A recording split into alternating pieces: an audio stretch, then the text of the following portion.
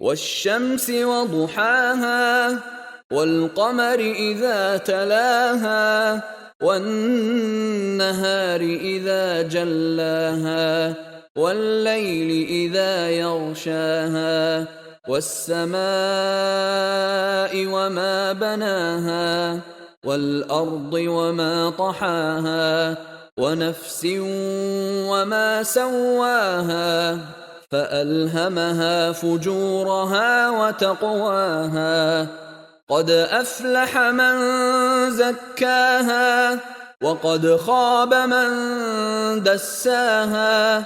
كذبت ثمود بطغواها إذ انبعث أشقاها فقال لهم رسول الله ناقة الله وسقياها